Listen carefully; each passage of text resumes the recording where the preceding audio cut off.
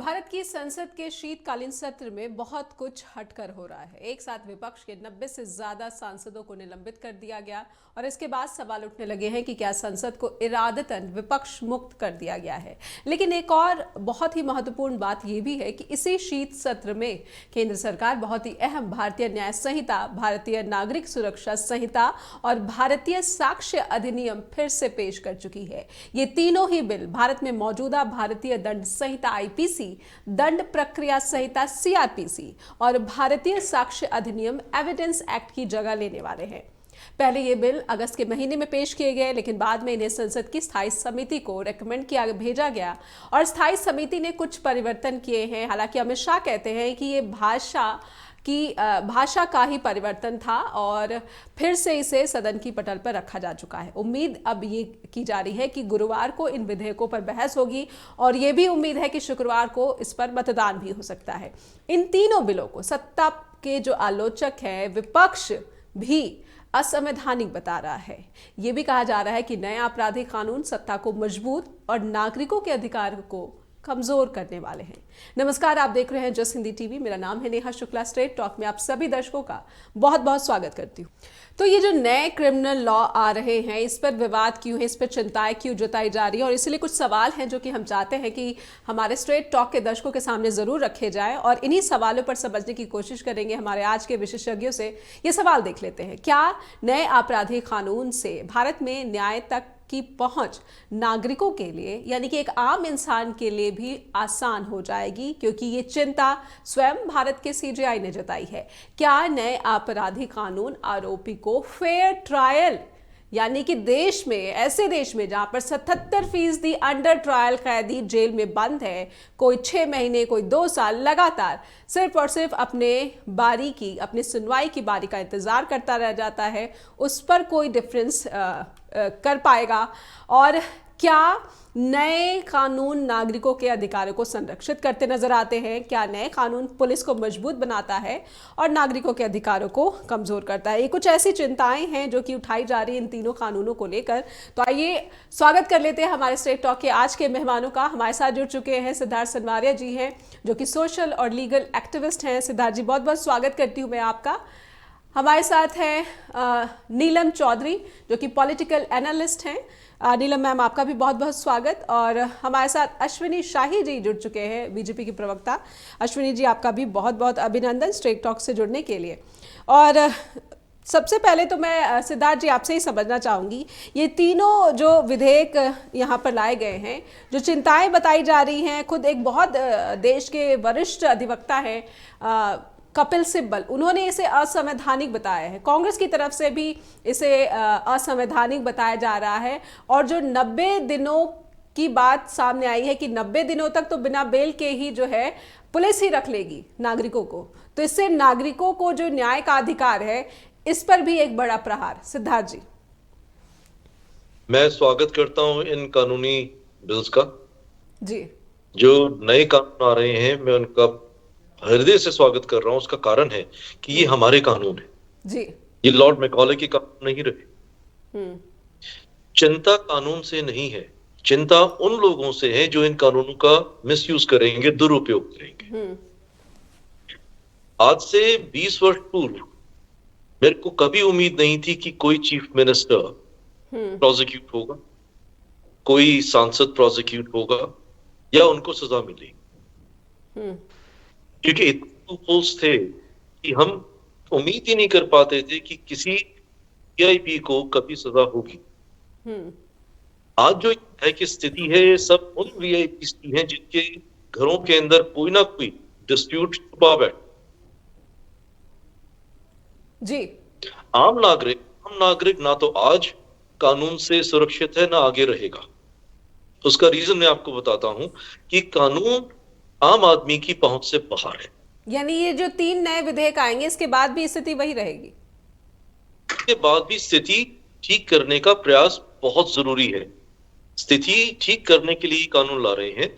जो अंग्रेजों का कानून था, उसके अंदर जो पुलिस ऑफिसर्स हैं, जो सड़क के ऊपर कानून हमें जस्टिस की उम्मीद दिलाते हैं, वो कभी काम नहीं करते ठीक से, क्योंकि उनकी अकाउंटेबिलिटी नहीं है। अब जब आपको चार्जशीट 90 डेज में देनी है, एक टाइम लिमिट अकाउंटेबिलिटी दी गई है, तो कम से कम कुछ तो काम होंगे। रही कपिल सिब्बल जी की बात और कांग्रेस की बात, कपिल सिब्बल जी को कॉन्स्टिट्यूशन देखना चाहिए कि constitution is by the people, for the people, of the people. ये काम हम अपने आप को दे रहे हैं, हमारे लिए कोई लॉर्ड मैकॉले कानून नहीं दे रहे। हमारी चुनी हुई सांसद हमें कानून देती है, किसी पार्टी विशेष की सांसद नहीं होती। सांसद हम सबकी है, प्रधानमंत्री हम सबके हैं। ऑपोजिशन के लीडर, जैसी बात हमारी चल रही है कि कांग्रेस और ऑपोजिशन वीक हो रही है, इससे मुझे बहुत दुख हो रहा है। देश के लिए बहुत भारी खतरा है अगर हमारे पास एक हेल्दी ऑपोजिशन नहीं है। लेकिन ऑपोजिशन के लीडर्स कोई ऐसा कार्य नहीं कर रहे कि ऑपोजिशन कभी हमारे देश में स्ट्रांग होती हुई नजर आए। जो 2024 के चुनाव मुझे जो चिंता का विषय है कि ये जो अश्विनी जी से क्षमा चाहूंगा कि जो भाजपा है कार्य ठीक कर रही है, जनता इनको और वोट देगी और ये 410 से पार जाने की मेरी उम्मीद जाती है कि इनको 410 से ऊपर सीट मिलेंगी। जो मेरे लिए चिंता का विषय है, यही नहीं कि बीजेपी गलत पार्टी है या बीजेपी का कोई नेता गलत करेगा, लेकिन हमारे देश में किसी भी डेमोक्रेसी के अंदर एक स्ट्रांग ऑपोजिशन का होना जरूरी है। बट तो क्या ये ऐसे बिल नहीं है जिन पर जो है एक व्यापक विमर्श की जरूरत है, व्यापक चर्चा की जरूरत है? अगर कुछ चिंताएं हैं और कुछ अस्पष्टता की बात हो रही है तो इसको स्पष्ट करने की जो जिम्मेदारी है वो स्वयं माननीय केंद्रीय गृह मंत्री की बनती है। अश्विनी जी, मैं आपसे समझना चाहती हूँ, जो चिंताएं जताई जा रही है कि यहाँ पर नागरिकों के अधिकारों को कमजोर और पुलिस प्रशासन को और ज्यादा मजबूत बनाने की कवायद में सत्ता दिखती है, अश्विनी जी। देखिए नेहा जी, इसमें जो ये चेंजेस किए जा रहे हैं, इसमें मैं ये कहना चाहूंगा कि विसंगतियों को दूर किया जा रहा है। न तो पुलिस को मजबूत किया जा रहा है, न पुलिस को कमजोर किया जा रहा है, न न्याय व्यवस्था को मजबूत किया जा रहा है, न उसको कमजोर किया जा रहा है। काफी ऐसे प्रावधान हैं जो सुप्रीम कोर्ट के फैसलों के अनुरूप रखे गए हैं। और ये इसमें जो चेंजेस है, देखिए इतने साल से हम पुरानी चीजों को लेकर चल रहे हैं और अभी सिद्धार्थ जी ने जिस तरीके से कहा मैकाले का कानून नहीं है, ये हिंदुस्तान का कानून है और हमारा कानून है, तो इस विषय पर देखिए कि बहुत सी चीजें ऐसी चलती हैं जो पटरी पर चलते चलते कुछ गड़बड़ हो जाती है। मैं कुछ बातें आपको बताना चाहूंगा जो मुख्य बिंदु हैं इसके, जो न्याय संहिता में आईपीसी से अलग रखती है इसको। राजद्रोह जो है, देखिए बहुत एक वो होता था, सबके ऊपर लगा दिया जाता था 124A, उसमें सबसे बड़ा संशोधन है इसके मतलब जैसे एक नया अपराध है उसको नए तरीके से उसको जो है परिभाषित किया गया राजद्रोह को। 124A सबके ऊपर लगाकर जो है एक बड़ा नॉर्मल सी चीज हो गई थी। इसमें महिलाओं के लिए अभी हम लोग शायद शो शुरू होने के पहले चर्चा भी कर रहे थे कि जेंडर इक्वलिटी की जो बात हम लोग करते हैं आज, चाहे वो पुरुषों के साथ यौन शोषण हो, महिलाओं के साथ हो, ट्रांसजेंडर के साथ हो, किसी के साथ हो, उस पर भी एक विचार किया गया है।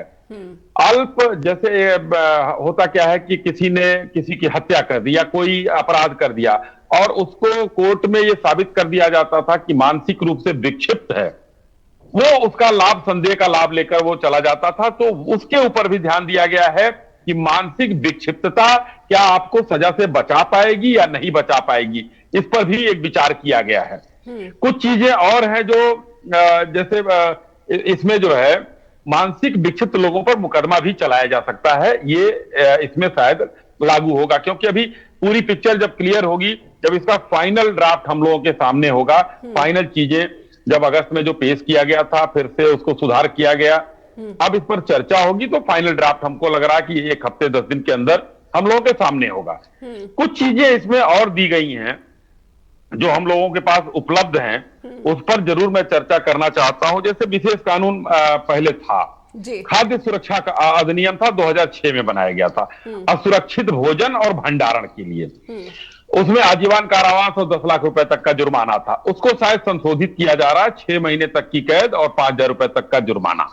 ये असंज्ञेय अपराध और इसको जो है उस तरीके से रखा जा रहा है। कुछ चीजें दवाओं में मिलावट पर है, गैर कानूनी अनिवार्य श्रम है, एक बच्चे को कोई छोड़ देता था मान लीजिए, उस पर भी ध्यान दिया गया कि माता पिता जो है 12 वर्ष से कम बच्चे को छोड़ने वाले अभिभावक को 7 साल से तक की कैद या जुर्माने तक की सजा ये भी है। जैसे लोग छोड़ देते हैं बच्चों को अपने, उनको रखा गया। लापरवाही से गाड़ी चलाने में जो हमारा मोटर वाहन अधिनियम 88 में बना था, उसमें जो सजा थी उसमें भी कुछ चेंजेस किए जा रहे हैं।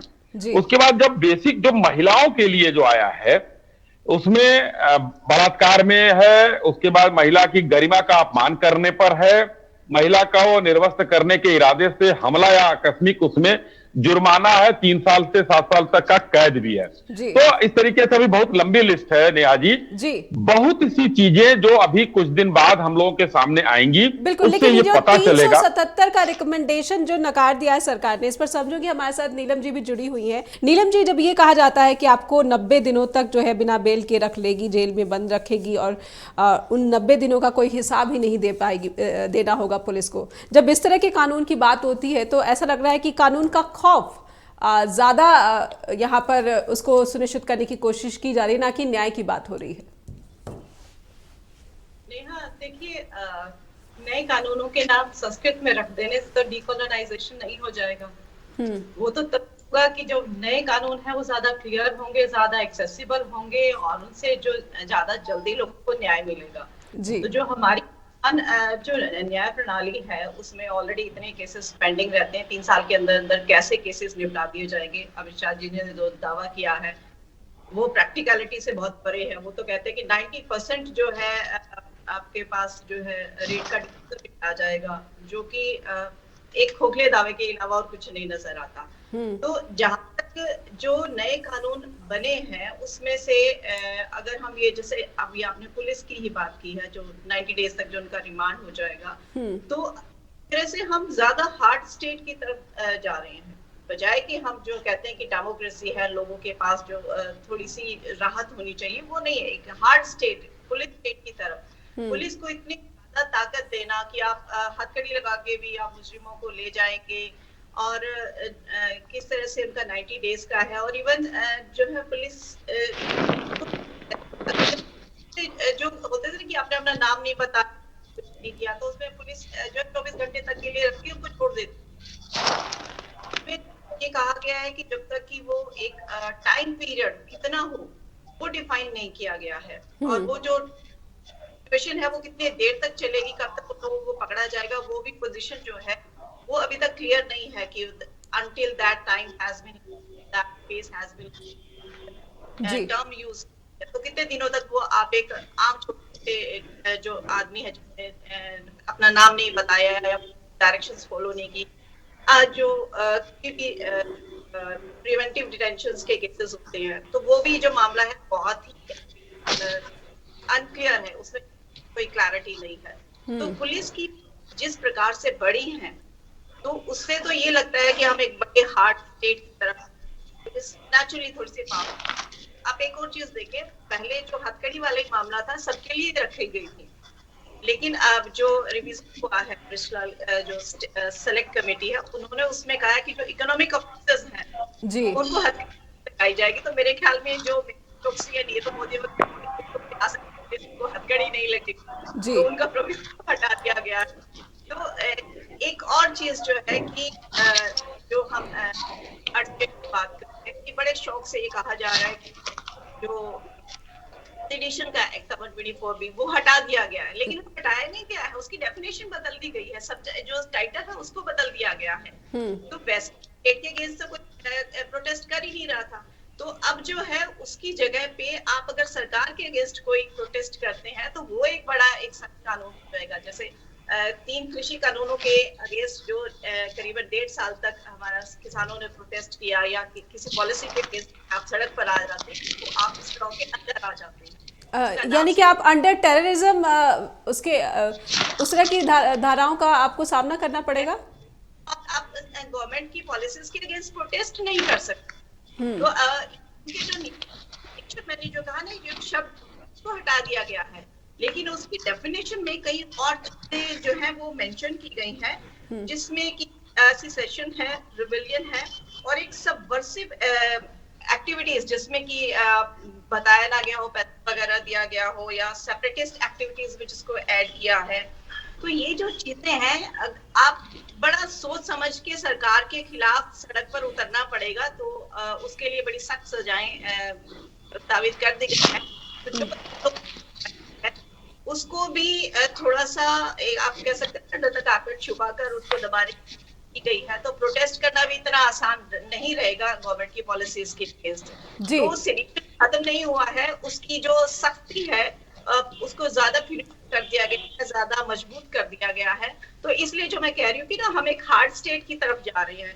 बेशक ये डेमोक्रेसी है, लेकिन डेमोक्रेसी में जो एक हमारे पास जो राइट्स होते हैं वो लोगों के, उनके ऊपर ज्यादा सख्ती की जा रही है। कहते हैं कि हम बोलने की आजादी है, लेकिन बोलने किसे देते हैं? हमारे तो संसद भी संसद में नहीं बोल पाते, पब्लिक सड़क तो ये कहीं ना कहीं जो भारतीय नागरिक है उनकी अभिव्यक्ति की जो स्वतंत्रता है उस पर भी एक प्रहार दिख रहा है। अश्विनी जी, मैं आपके पास आऊंगी। सिद्धार्थ जी कुछ यहाँ पर जोड़ना चाहते हैं। सिद्धार्थ जी। नीलम जी, मैं एक भारतीय नागरिक हूँ। अश्विनी जी या उनकी पार्टी अगर कोई ऐसा कार्य करेगी जिसको मुझे क्रिटिसाइज करना है, मैं बेखौफ होकर क्रिटिसाइज करूंगा और करता हूँ। मुझे प्रधानमंत्री मोदी मेरे प्रधानमंत्री है, मैं उनको क्रिटिसाइज करूंगा, लेकिन मुद्दा होना चाहिए जिस पे मैं क्रिटिसाइज करूँ। मुझे कोई नहीं रोकेगा, ना किसी ने रोका है। नीलम जी की जो मैं बात सुन रहा था कि अभिव्यक्ति की स्वतंत्रता मेरे देश में सभी को है। थोड़ी हिम्मत रखिए, अपनी अभिव्यक्ति प्रकट कीजिए, लॉजिकली कीजिए, संसद में बोलिए। सड़कों पे जाके अराजकता फैलाना, इसको मैं प्रोटेस्ट नहीं मानता। पर ये तो गांधी का देश है सिद्धार्थ जी। यहाँ पे तो सत्याग्रह और जिस तरह से दांडी मार्च निकाला गया था। सत्याग्रह क्यों हुआ? क्योंकि ये कानून थे। आज अगर मेरे को लगता है कि सरकार कुछ गलत कर रही है, मैं उनके अगेंस्ट केस करके मैं कर भी रहा हूँ। अश्विनी जी की पार्टी है, मैं एक अधिवक्ता के रूप में हरियाणा सरकार के विरुद्ध कुछ केसेस कर रहा हूँ और हाईकोर्ट मेरे साथ आ रही है। लेकिन मुझे किसी बीजेपी या किसी और नेता ने आज तक कुछ नहीं कहा और मैं बड़े आराम से कर रहा हूँ। तो सड़क पर प्रदर्शन करना मैं नहीं मानता ठीक जी। सड़क पे प्रदर्शन नहीं करने जी, सड़क चलने के लिए, प्रदर्शनों के लिए नहीं है। प्रदर्शन कर रहे हैं, आप जाके पार्लियामेंट में कीजिए। दूसरा, आप उठ जाइए। पार्लियामेंट में भी तो नहीं करने दिया जा रहा है सिद्धार्थ जी। पार्लियामेंट से सस्पेंड कर दिए गए विपक्षी सांसदों को क्योंकि वो प्रोटेस्ट कर रहे थे। खत्म हो रही है जी। नेहा जी, मैं फिर डिफर करूंगा। ऑपोजिशन क्यों डेसिमेट होगी और बीजेपी नीलम, मैं आपके पास आऊंगी। अश्विनी जी भी कुछ जोड़ना चाहते हैं। कोई मुद्दा नहीं रहा जी। देखिए जी, अश्विनी जी कर रहा जी, मैं राहुल जी को, मेरी बात कीजिए, मैं राहुल जी को क्रिटिसाइज करूंगा कि वो मेरे देश के अंदर से ऑपोजिशन को खराब कर रहे हैं, खत्म कर रहे हैं। क्यों नहीं वो मुद्दे उठाते? क्यों वो ऐसे इश्यूज उठाते हैं जिसका पब्लिक से कोई लेना देना नहीं है? आज बीजेपी भी तो 2 से लेके 300 पार गई है, 400 पार जाएगी। क्यों कांग्रेस 400 से वापस आ रही है? नहीं, नफरत नहीं, बल्कि आप मोहब्बत से, प्यार से रहिए। इसमें क्या, ये क्या लोगों से जुड़ा हुआ मुद्दा नहीं है सिद्धार्थ जी? नेहा जी, कोई नफरत नहीं है। अश्विनी जी बैठे, मैं अभी अगर अश्विनी जी का कोई कथन होगा मैं इनको क्रिटिसाइज करूंगा, मुझसे नफरत थोड़ी करेंगे। ये मेरी बात सुनेंगे, उसका जवाब देंगे। नीलम जी बैठे हैं, अभी हम सारे अपनी अभिव्यक्ति दे रहे हैं। किसको रोका गया? अश्विनी जी ने तो ना मुझे टोका।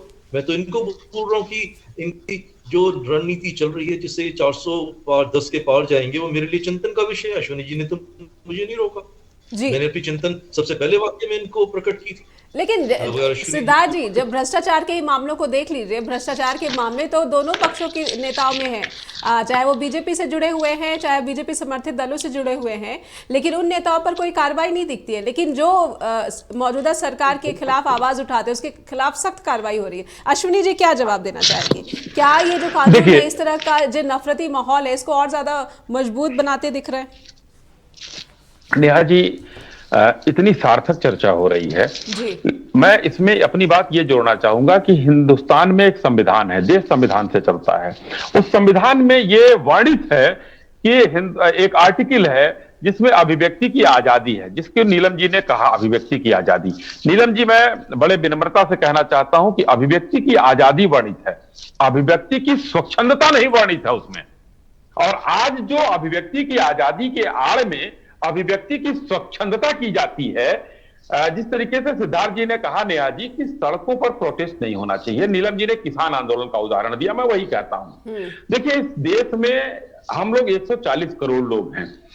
किसान अपनी बात लेकर आए, बहुत अच्छी बात है, हृदय से सरकार ने स्वागत किया, सरकार ने उनको मिलने के लिए बुलाया, बहुत कुछ चीजें हुई आगे बढ़कर दोनों तरफ से। मगर सड़क पर जब जितने दिन तक उनका आचरण चलता रहा, वहां के रहने वाले लोगों में कितनी परेशानी हुई, उस सड़क पर चलने वाले लोगों में कितनी दुश्वारियां आई, अगल बगल के गांव के घरों में दरार तक पड़ गया कि रास्ता जो डाइवर्ट करके जो ट्रक बस जिस तरीके से गए हैं, तो क्या सड़क पर चलने से रोकना अपने आप में एक अपराध न माना जाए? इसको भी एक काम करना चाहिए कि एक जगह अगर बनाई गई है, आप वहां जाइए, आप धरना कीजिए, प्रदर्शन कीजिए। धरना प्रदर्शन हो रहा है, आप उसमें बुजुर्गों को ले आ रहे हैं, बच्चों को शामिल कर रहे हैं, और अगर उनकी दुखद मृत्यु होती है तो आप सरकार के ऊपर दोष देते हैं कि सरकार ने उनकी हत्या करा दी। बहुत सी चीजें ऐसी हैं कि जो सरकार के खिलाफ होनी चाहिए और विपक्ष को मजबूत होना चाहिए, लेकिन आज विपक्ष अपनी करनी से कमजोर होता चला जा रहा। सिद्धार्थ जी ने 2-3 बार ये बात कहने की कोशिश की कि विपक्ष के अंदर अब सदन है, मान लीजिए अच्छी बात है, सदन में एक व्यक्ति जो है कम से कम 18 से 20 लाख लोगों का प्रतिनिधित्व करता है, मिनिमम एक एवरेज निकाला जाए तो जी। लेकिन उसके बाद सदन में आचरण जो है गलत, पहले भी सदन चलते थे, हम ये नहीं कह रहे कि भारतीय जनता पार्टी, हम लोग तो हमेशा विरोध पक्ष में रहे हैं, लेकिन मैंने अभी फिर मैं कह रहा हूं कि कोई भी ऐसा आचरण दिखा दिया जाए कि भारतीय जनता पार्टी का कोई एक सदस्य मेज पर खड़ा हो या अध्यक्ष के चेयर पर चला गया हो, ऐसा आचरण नहीं होना चाहिए। आप अपने क्षेत्र की जनता के मुद्दे उठाने वहां गए हैं, आप पिछला 7, 8, 10 सत्र जो भी इस सरकार के जो भी 9 साल में चल रहे हैं, आप उठा लीजिए। कभी पेगासस का मुद्दा है, मुद्दे बहुत अच्छे हैं जी, मुद्दे अच्छे हैं, मगर उन मुद्दों को चर्चा के माध्यम से भी सरकार को घेरा जा सकता है। बिल्कुल, इस देखिए, चर्चा अब आप के ये लिए कहेंगे, विपक्ष एक लाइन में खत्म करता हूं बात, तो एक जी। लाइन में खत्म करता हूं। मणिपुर की घटना हुई, मणिपुर की घटना में सरकार को घेरना था, घेरा लोगों ने, प्रधानमंत्री जी बोले।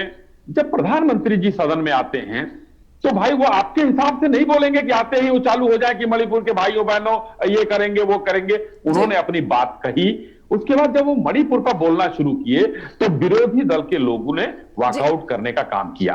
और एक चीज और, भारत सरकार के खिलाफ ये नो कॉन्फिडेंस मोशन लेकर आए, मगर आज तक उसने अपना काम नहीं किया कि मेघालय में, वो मणिपुर में सरकार के खिलाफ कॉन्फिडेंस मोशन पेश किया जाए, नहीं था।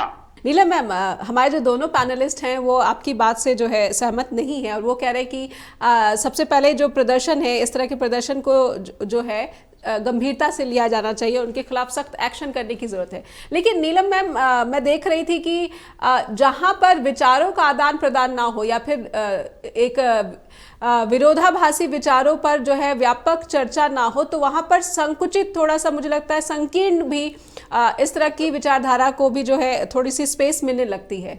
अश्विनी जी मेरी बातों से सहमत होंगी। जेएनयू का मैं एक यहाँ पर उदाहरण पेश करना चाहूंगी। जेएनयू में प्रदर्शन करने पर 20,000 रुपए का जुर्माना लगा दिया गया है। नीलम मैम, इस तरह की परिस्थिति, जी अश्विनी जी पहले आप बोल लीजिए, फिर मैं नीलम जी। मैं बस एक लाइन में बात खत्म करूंगा, नीलम जी का समय है।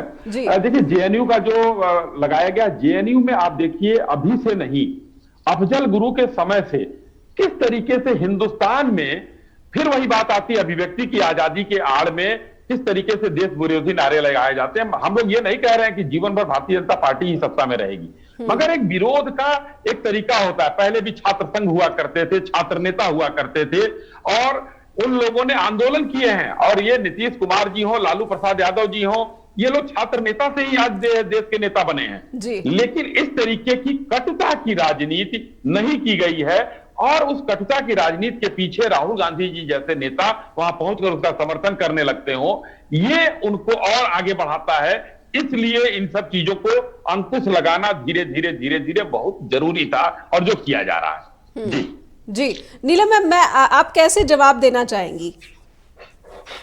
देखिए, जो प्रोटेस्ट होता है जी, मुझे लगता है नीलम मैम की आवाज स्पष्ट नहीं आ रही है। जी आप दोबारा से हमें कनेक्ट करने की कोशिश करें, और इसी बीच में सिद्धार्थ जी के पास जाना चाहूंगी। जी सिद्धार्थ जी। नेहा जी, नीलम जी शायद अगर मेरी सुन रहे हो, मैं बात लेना चाहूंगा बदामी बात। जो कश्मीर घूमे हैं तो उनको पता होगा, कश्मीर पे रहे हैं तो कश्मीर के हालात क्या जी। ये जो पत्थर को वहां पे केन कहते हैं, जो बच्चे पत्थरबाजी कर रहे थे, अब कहीं पे भी पत्थरबाजी नहीं होती, कहीं पे भी प्रोटेस्ट नहीं होता, डेवलपमेंट हो रही है। मेरे कहने का जो अर्थ था कि सड़कें प्रोटेस्ट के लिए नहीं बनी, वो इसलिए था कि प्रोटेस्ट करने के लिए सरकार, अगर आप नोटिफाई करेंगे तो डिप्टी कमिश्नर या डिस्ट्रिक्ट मजिस्ट्रेट एक वैकल्पिक व्यवस्था करेगा जहां पे आप प्रोटेस्ट कर सकते हैं। अगर आज मैं और मेरे मित्र प्रोटेस्ट करना चाहे कि अश्विनी जी के विरुद्ध हमें प्रोटेस्ट करना है, तो हमें सरकार पूरा प्रोटेक्शन देगी और एक तयशुदा जगह पे हमें परमिशन देगी कि आप यहाँ बैठ के प्रोटेस्ट कीजिए।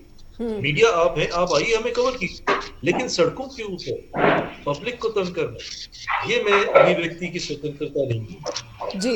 इनके ऊपर तो कानून होना चाहिए और सख्ती से इनके अगेंस्ट कानूनी कार्रवाई होनी चाहिए।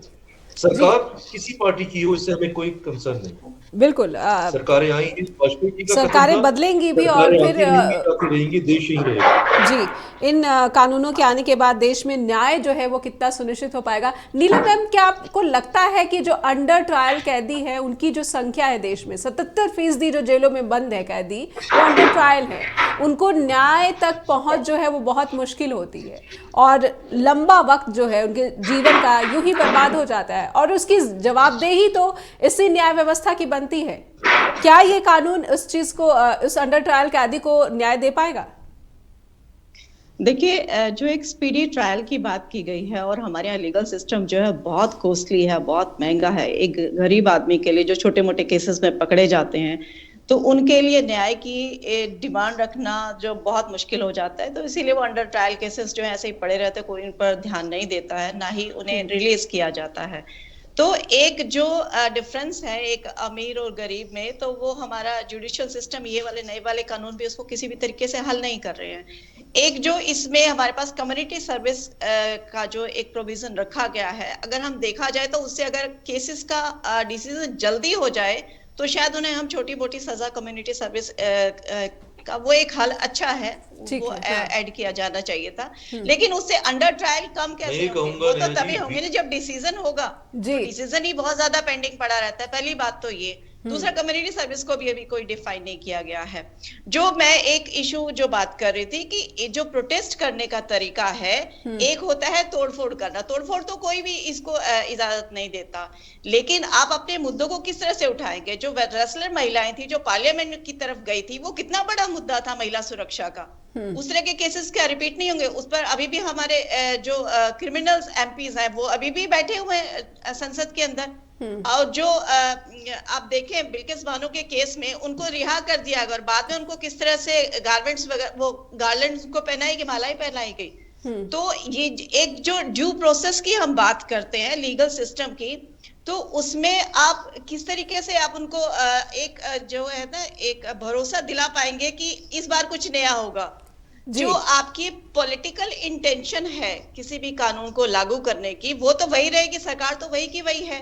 तो वो अपने हिसाब से ही, अगर उन्होंने किसको सजा देनी है किसको नहीं देनी है उन्होंने ही डिसाइड करना है, तो आप कितने भी चेंजेस ले आए और पूरा का पूरा आप एक सडन शिफ्ट कर रहे हैं पूरे लीगल सिस्टम को उठा के। पहले वाले केसेस में भी कुछ अमेंडमेंट, पहले वाले एक्ट्स में अमेंडमेंट की जा सकती थी, कोई इतना बड़ा नहीं था, सिर्फ अश्विनी जी आऊंगी मैं, अमेंडमेंट्स हुई हैं। जी जी बिल्कुल। नहीं, जो आपने बात कही वो सही बात कही है कि ये भी मुद्दा था और उनको सड़क पर उतरना पड़ा क्योंकि कोई सुनवाई नहीं हो रही थी। उन्होंने WFI के अधिकारियों से भी शिकायत की और वो दिल्ली पुलिस के पास भी गई, लेकिन कोई सुनवाई नहीं हुई थी। सुप्रीम कोर्ट गई तब जाके उनकी सुनवाई हुई। जिस देश में हमने देखा है कि बड़े बड़े जो स्वतंत्रता सेनानी है उनकी कुर्बानी के बाद हम आज आज़ाद भारत में जो है सांस ले पा रहे हैं, लेकिन आज़ाद भारत में जो मानवीय मूल्यों को जगह मिलनी चाहिए वो मूल्य भी थोड़े सिमटते से नज़र आते हैं। हम प्रदर्शन नहीं कर सकते अपनी सड़क पर, जो कि जनता के ही टैक्स से बनाया गया वो सड़क है।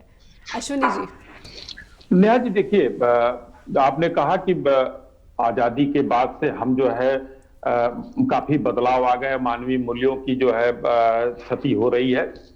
कहीं भी अगर थोड़ा सा अपने एक घर में चले जाइए, कुछ चीजों का आप ढील देती हैं तो कुछ लोग उसको टेकन फॉर ग्रांटेड ले लेते हैं और फिर अचानक कोई घर का सदस्य जो है मुखिया दूसरा होता है और उसको थोड़ा सा ऑर्डर में लाना चाहता है तो बहुत लोगों को बुरा लगता है।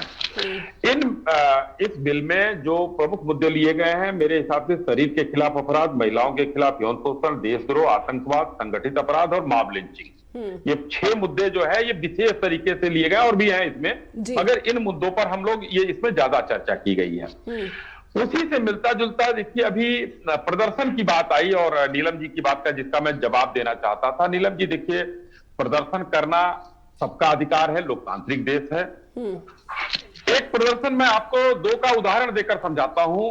अन्ना हजारे जी का भी प्रदर्शन हुआ जिसके बाद आम आदमी पार्टी का जन्म हुआ।